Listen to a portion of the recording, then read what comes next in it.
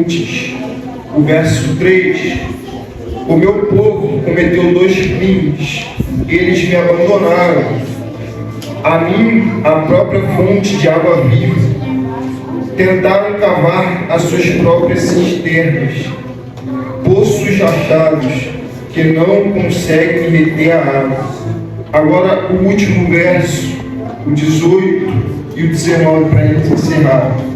Agora, pois, que te adiantará ir para o Egito beber águas do Nilo? Ou que te valerá ir para a Síria beber águas do rio Eufrates? O teu crime te perseguirá, e a tua maldade te castigará. A tua rebelião te punirá. Vê, portanto, e compreende logo como é horrível e amargo abandonar Deus, o Senhor teu Deus, e não perseverar no teu amor reverente por mim. A igreja repita comigo o último verso. Vê, portanto,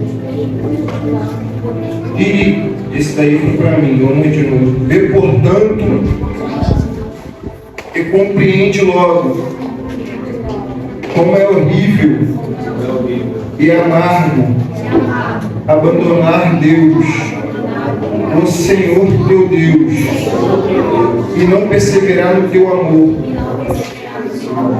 reverente por mim. Aleluia. A igreja possa acessar. Uma minha oração com o seu servo, soberano Deus, eterno Pai, Pai de nosso Senhor e Salvador Jesus Cristo. Pai, que a tua palavra possa vir, Senhor, ficar gravada, Senhor, no nosso coração e na nossa mente. Que eu possa vir diminuir, o Senhor crescer, meu Pai. Que o Senhor possa vir, meu Pai, falar com o teu povo nessa noite, aquilo que o Senhor falou comigo, aquilo que o Senhor tem revelado no oculto, Senhor. Que o Senhor possa vir transmitir, Senhor, a tua palavra, Senhor, poderosamente. E na medida, Senhor, que eu for ministrando a tua palavra, onde quer, Senhor, um espírito maligno à distância, Senhor, quilômetros daqui, que venha bater retirada no teu santo nome, Senhor. Em nome de Jesus eu te agradeço, meu Pai, por esta oportunidade. Aleluia! Aleluia! Irmãos, irmãs, estamos mediante uma palavra a qual um profeta é levantado. Jeremias, filho do sacerdote, e Ilquias é levantado no meio do seu povo, porque o povo de Israel estava dividido entre 2 reinos após o exílio babilônico. Mas antes de eu contar essa história para a gente e entender onde o Espírito Santo quer me guiar, vamos voltar no começo de tudo. Deus faz uma promessa, uma aliança. Ele faz um casamento com Adão e Eva no jardim.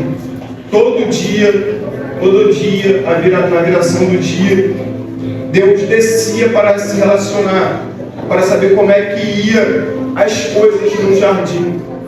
Só que, no meio disso, em Gênesis capítulo 3, vamos ver que quando Deus desce para se relacionar, Deus vai ver que tem alguma coisa acontecendo, o relacionamento não é mais o mesmo. Por quê, Jonathan?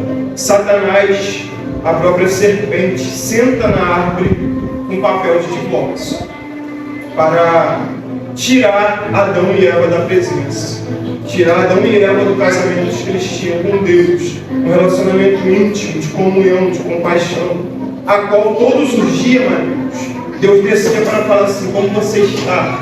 Estão reinando sobre a terra? Estão dando nomes para os animais? O que vocês têm feito? O Senhor desce e vê que não está a mesma coisa, porque algo aconteceu. A Eva, a mulher, come o fruto. E a Eva faz o quê? No meio do culto que ela está, ela pega a palavra que não é para aceitar.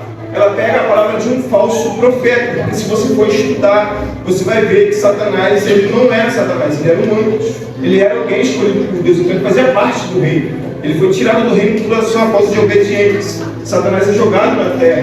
E quando ele é jogado na terra, ele tenta separar a gente do amor de Deus. Mas já dizia Paulo, que nem os anjos, ninguém o separará do amor de Deus que tem em Cristo Jesus. Aleluia.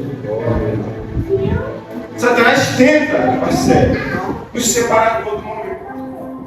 Mas Deus é misericordioso. Ele é rico em graça e em misericórdia. Isso me chama a atenção. Aí, acontecendo, ele perguntando: o que vocês vão fazer? O que vocês estão fazendo, melhor dizendo?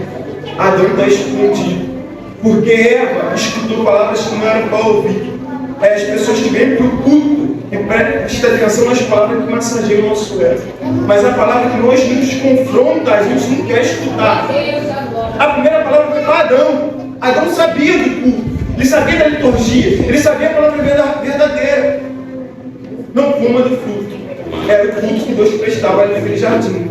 Só que Adão, sabendo, ele vai dar ouvidos à mulher que trouxe a palavra da serpente. Pode comer do fruto, não vai nos fazer mal.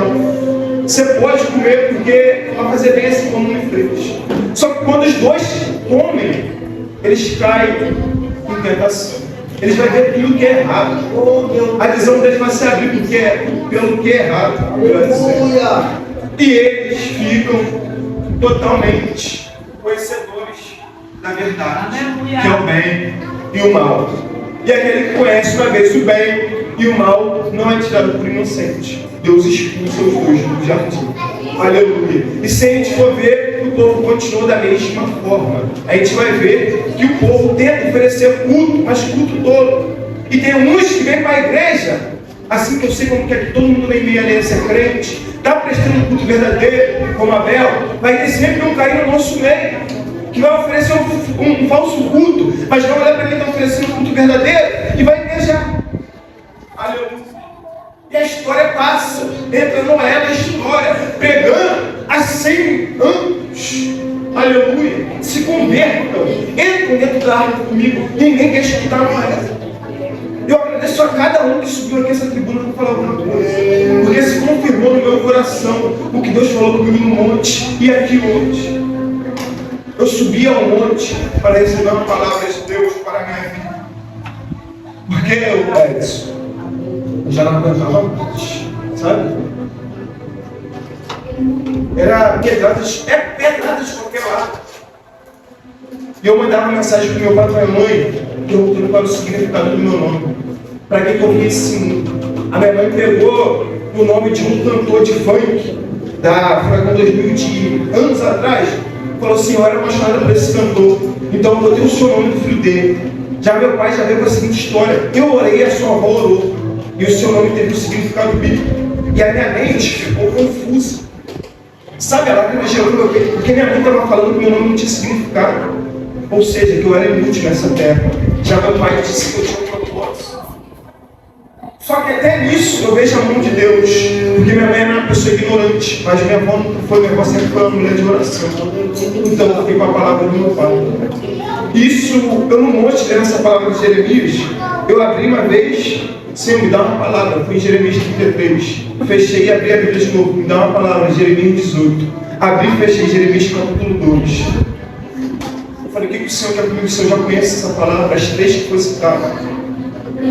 Uma você fala para o meu povo, a outra vai ser para você viver, e a outra para você tirar essa tua negligência dentro do teu coração e tomar vergonha na cara, rapaz.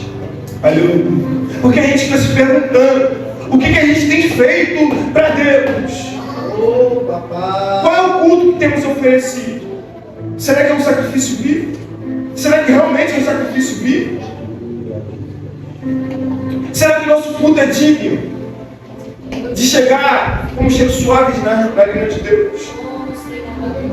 Será que somos merecedores de adorar a Deus?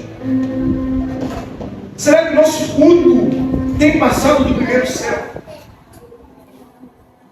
E o Senhor falava comigo: o meu povo está disperso nessa terra. O meu povo está como nos tempos antigos, Edson, adorando o que não se sabe, adorando o que não se vê. Só que Deus sempre está levantando alguém, sempre está levantando um profeta, desde Samuel, e Samuel sempre guiando o povo pelo caminho certo. Só que o povo olha para Samuel e diz: eu não quero mais agora um juiz, eu quero um rei. Aí levanta um Saul. Saul até começa bem, mas termina mal demais. Ele termina sem história, porque aquele que vivencia a vontade de Deus não tem história para contar, não tem história para vivenciar. Saul começa da seguinte forma: eu sou forte e veloz, mas eu não sou perseverante. Eu tenho força, mas eu não tenho sabedoria. Eu tenho força, mas eu não tenho amor. Eu sou veloz, mas eu não tenho prudência, eu não tenho temor. Aí Saul está vendo que ele está perdendo, porque ele não tinha ganhado, porque foi o povo que escolheu. Sabe o que ele vai fazer? O que o povo de Israel estava fazendo há muito tempo: o falso culto.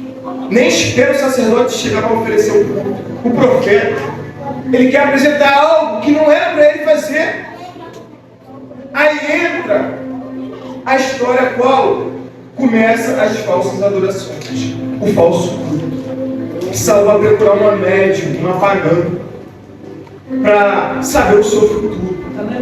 Nos dias de hoje, uma macumbeira.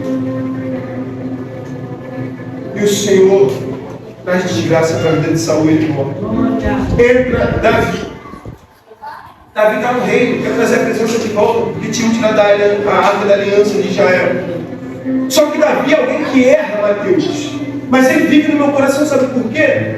Ele sempre procurou buscar a presença de Deus, que é uma coisa que a nossa geração não quer buscar hoje em dia. Davi priorizava mais a presença do que o seu reinado, mais a presença do que os seus filhos, mais a presença do que as suas mulheres. Davi termina a sua história dando o seguinte conselho para o seu filho Salomão: meu filho, preserva na presença, priorize a presença, não se divida a verdade. Entra Salomão na história. Salomão começa bem, mas também vai terminar errante. Para você ver que a nossa carne é pecaminosa, não merecemos. Corremos o risco de errar a todo momento. Salomão tem total sabedoria, mas não tem discernimento. Não sabe escolher a mulher certa para viver do seu lado. E a nossa geração está assim. Casa com a primeira que vem, eu sou feito pela beleza. Salomão escolheu uma mulher pagã. E quando chega a sua velhice, ele não sabe discernir o que é o espírito, o que é o espírito do engano. E já foi falando pela diaconisa Kevin: escute, tenha discernimento em saber o que é do espírito e o que não é. Salomão é enganado. Salomão começa a fazer falso culto, começa a cair em idolatria. Aleluia. E assim o povo de Israel vive. Após Salomão, o povo de Israel vai ser invadido. Vai ter uma guerra, a qual o Senhor já tinha avisado pelos profetas que haveria de acontecer. Nabucodonosor iria invadir Israel, ia levar o povo cativo. E nesse meio desse povo estava Jeremias, rei Sedequias, rei Josias, entre outros reis da Bíblia. Judá agora está dividido. Jerusalém é o reino do norte e Judá é o reino do sul. Aleluia. Jeremias é levantado para pregar. Mas como é que alguém é levantado para pregar, profetizar, se a linhagem dele não é profeta? A linhagem dele é sacerdotal. O que define o meu e o teu futuro não é, gente.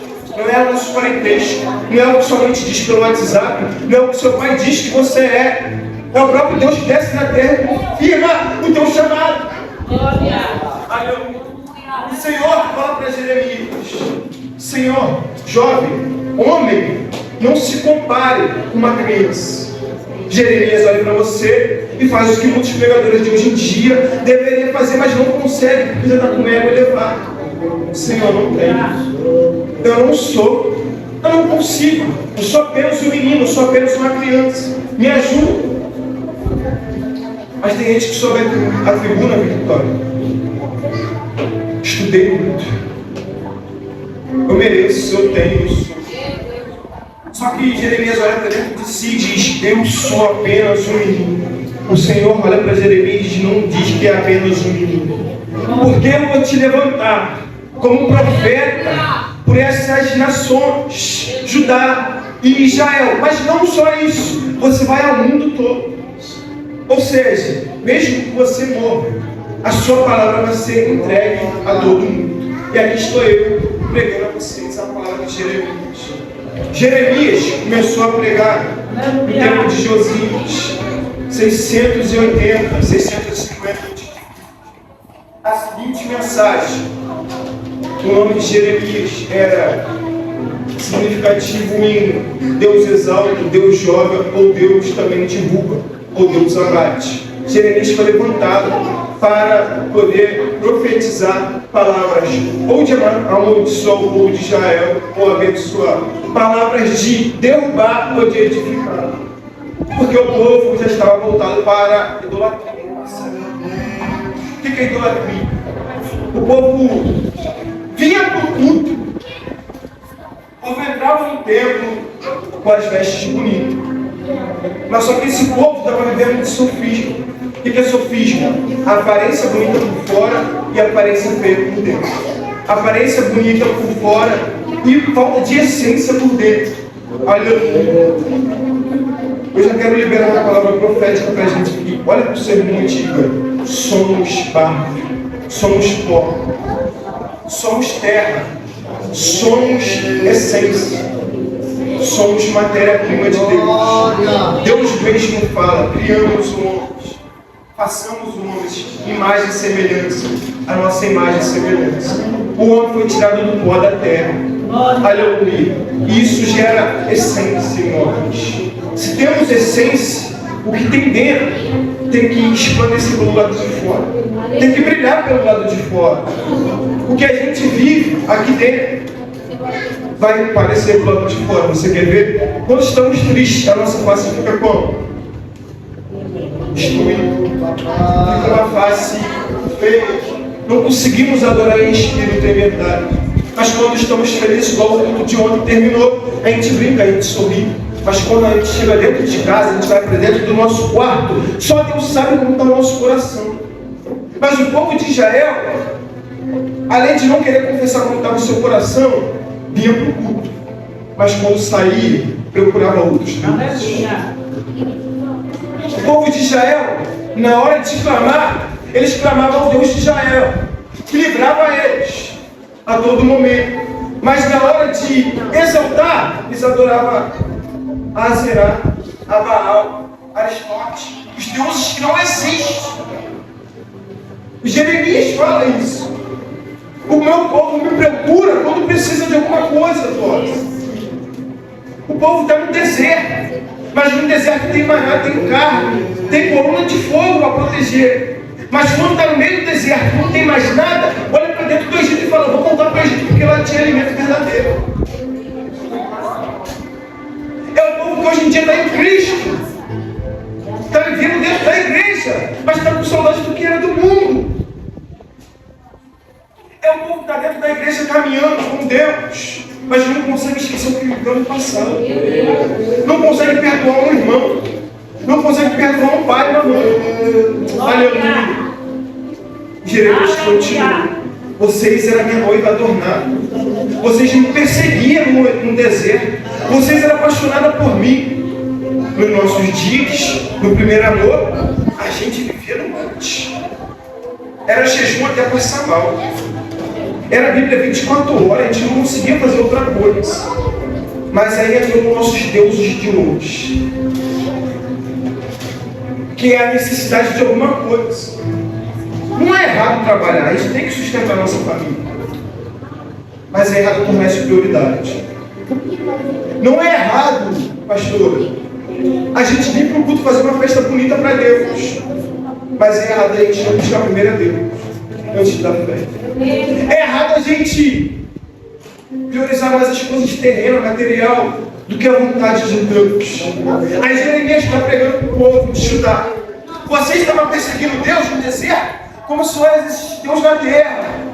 E agora vocês adoram outros deuses, como uma prostituta. É o português claro que ele usa. Deus tinha um casamento com o povo de Israel, mas estava se prostituindo, adulterando contra Deus, adorando outros deuses. No capítulo 1, Jeremias é se chamar. No capítulo 2, Jeremias começa a falar sobre apostasia. Aí olha o que ele diz: procura em qualquer aldeia, qualquer terra, outros povos que adorem o Deus de Israel. Eles exaltam o Deus deles verdadeiramente, Deus que nem existe. Você olha para um crente que está lá fora no mundo, pergunta se ele quer voltar para a igreja. Não quer. Mas se você for dentro de um terreiro de macumba, eles fazem de tudo para agradar o Deus deles. Raspa a cabeça, tira sangue do corpo, fica 3 meses sem ter relações sexuais. Para quando o pastor convoca um culto de oração, de jejum, a gente não consegue fazer. A gente não consegue se santificar. Mas os outros povos adoram em espírito e em verdade. E a gente não consegue. E isso aqui falou no meu coração, sabe por quê? Jonathan, você está priorizando muito o seu trabalho. Você está priorizando muitas coisas terrenas. Você está priorizando muitas coisas que vão ficar nessa terra. Roupa bonita, telefone, trabalho, rede social, carro, casa. Isso vai ficar, sabe por quê? Nós somos matéria. Nós somos essência. Essência permanece para a vida eterna. Só que tudo isso daqui, o púlpito, o metro quadrado que a gente dá, o nosso telefone é orgânico, isso passa. O que é orgânico passa, os deuses deles é orgânico, não é matéria, nós somos matéria.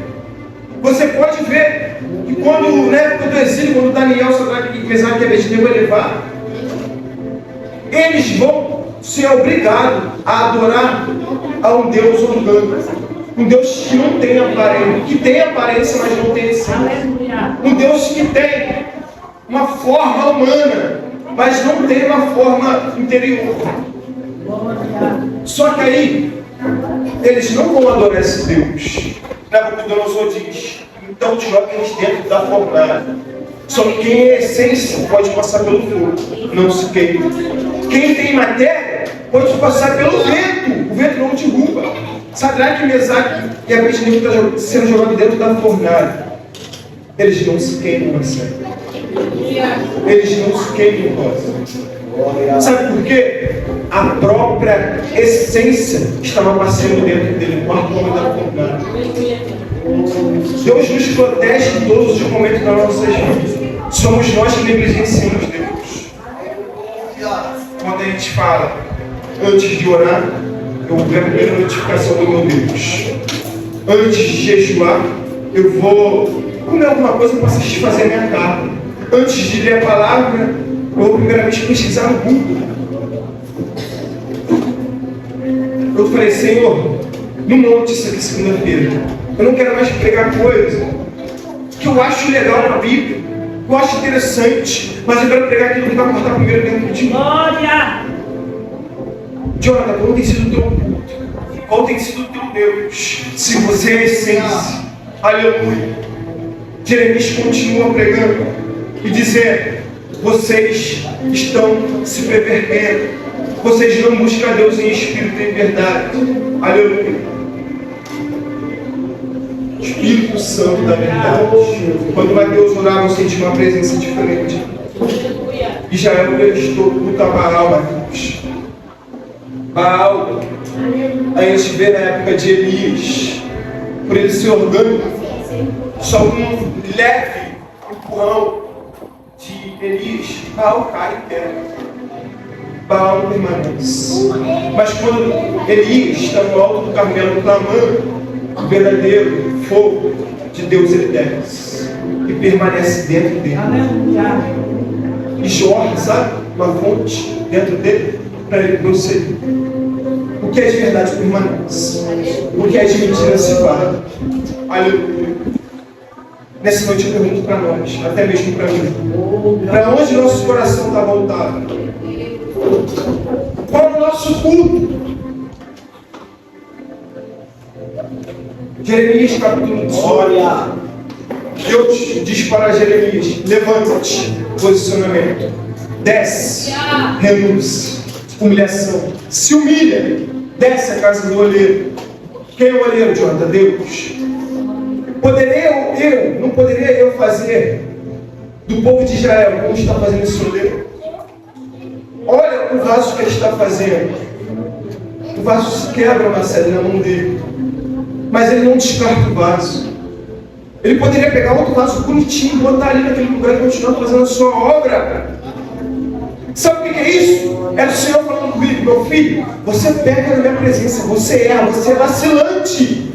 Mas eu te escolhi, eu te santifiquei. Glória. E eu faço questão de fazer você permanecer na minha presença. Eu poderia jogar você no lado do inferno, mas eu te escolho para pregar.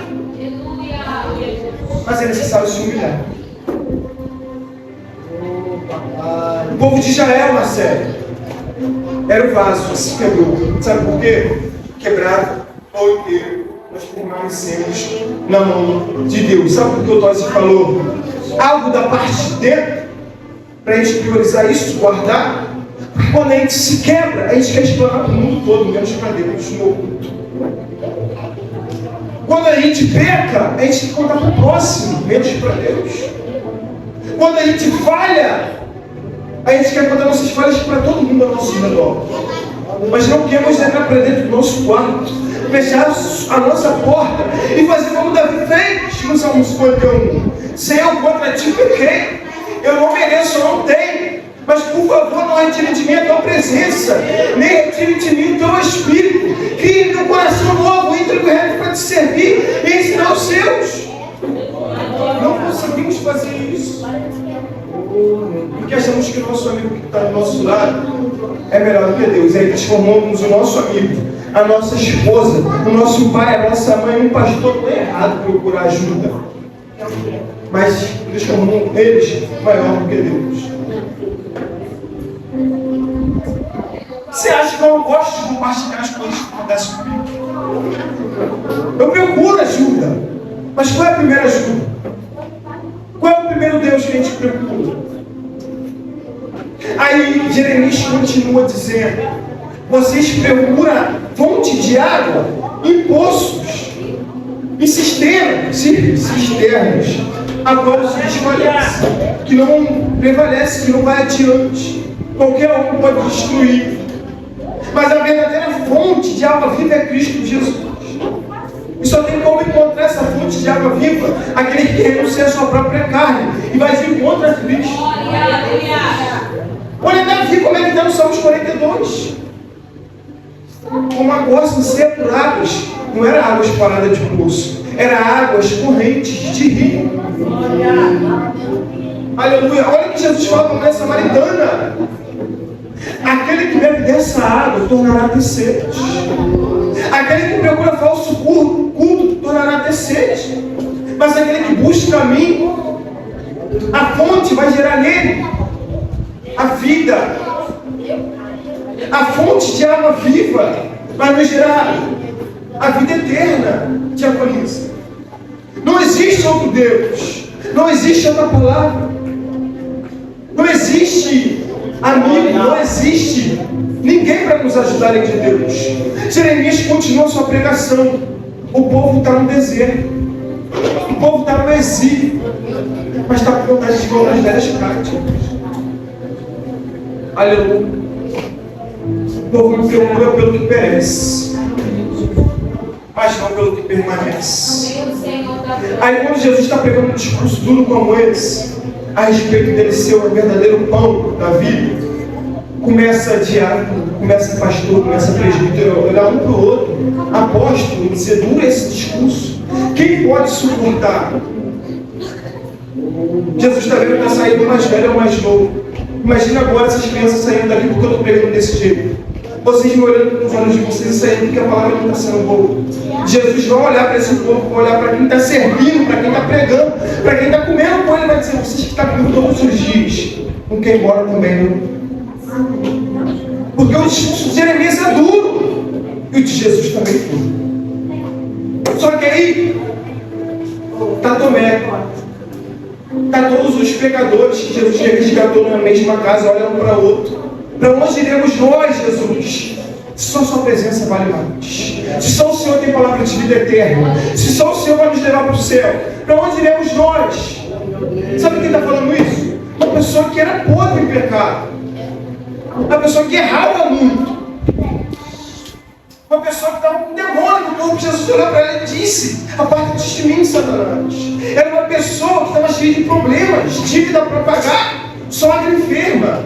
Era Pedro. É uma pessoa que erra todo dia, mas quer estar na presença de Deus, não quer ir para o falso culto, para o falso Deus.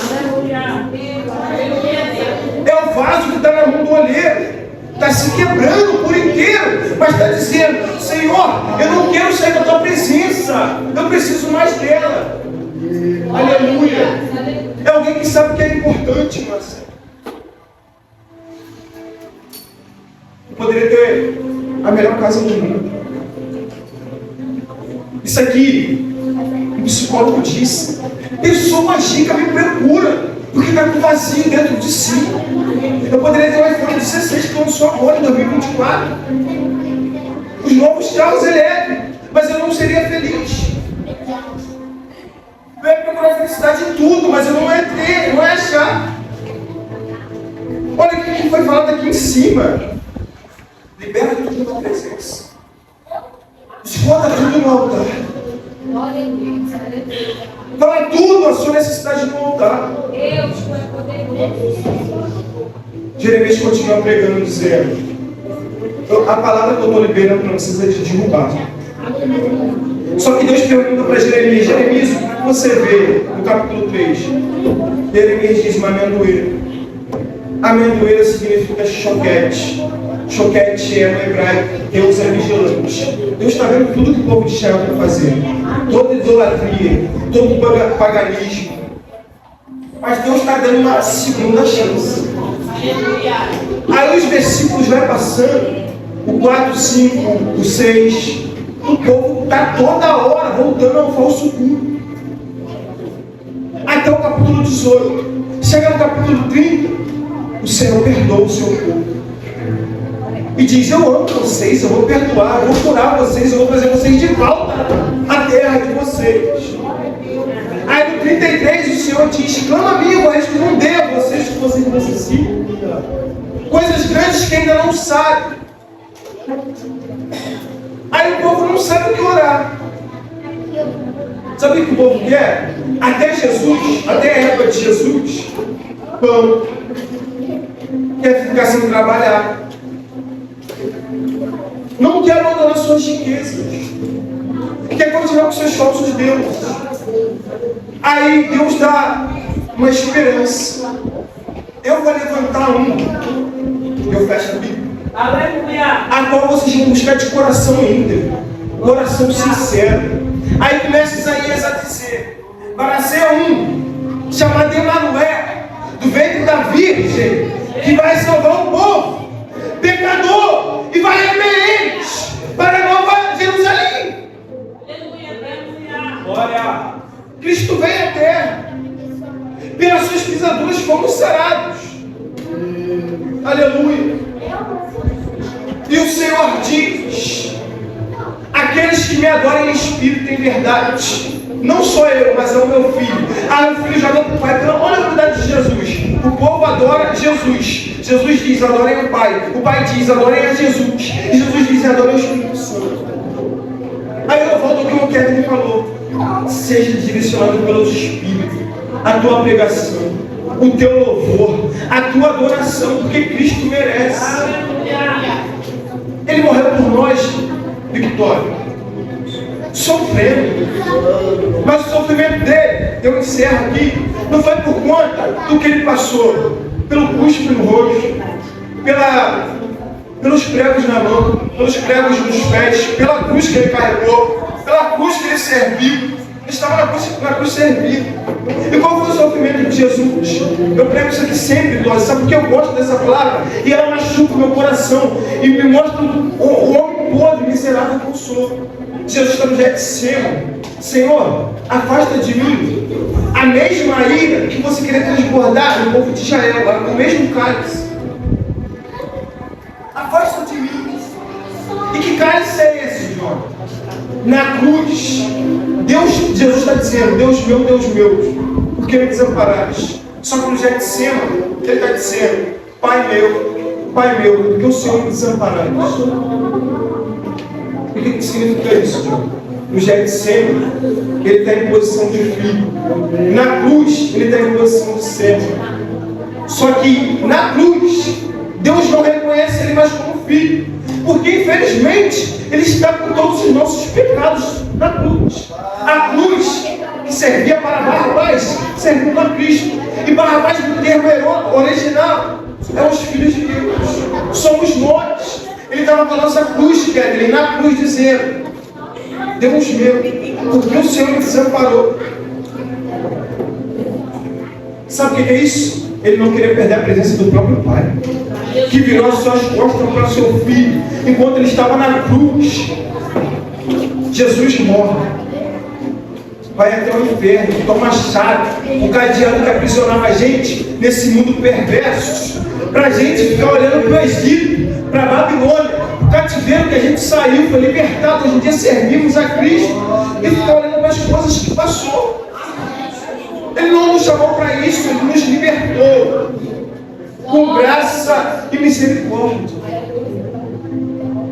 Não olhe para trás. Priorize a presença. Jonathan, perdi meu emprego, priorize a presença. Jonathan, perdi meu casamento, priorize a presença. Jonathan, meu marido não quer vir para o culto, minha esposa não quer cultuar direito comigo, priorize a presença. Meu filho não vai respeito dentro de casa, priorize a presença. Que Deus vai fazer o restante. Só não negligencia a presença de Deus por conta de dificuldades, por conta do que o mundo oferece, esses falsos deuses. A presença vale mais. Não temos nada além dela. O nosso terno bonito vai ficar na terra. A nossa casa vai ficar na terra. É orgânico, passa, é passageiro. O tempo feito por mão de homem vai ficar na terra. Mas tem um tempo que o próprio Jesus Cristo, quando foi levado ao Pai, disse: ficai aqui, orando em Jerusalém. Eu vou sentar do lado do meu Pai, mas vou pedir Ele para enviar um Espírito. Aí é que eu entro na essência que morou dentro de nós. Nós não somos orgânicos, nós somos essência. Porque quando Cristo disse isso, estava todo mundo orando no mesmo lugar. Veio o vento, desceu o Espírito, habitou dentro de nós. Para que um dia, quando o livro se abrir, ele olhar para dentro do que está dentro da gente, porque a nossa carne não é merecedora de estar diante da glória de Deus, e falar assim: ele tem essência, ele eu reconheço. Ela tem essência, ela eu reconheço. As crianças têm essência, eles eu reconheço, mas o que é orgânico vai ficar debaixo da terra. Somos essência, somos matéria-prima. E para a gente ser reconhecido, a gente tem que perseverar nessa presença que um dia morou dentro da gente.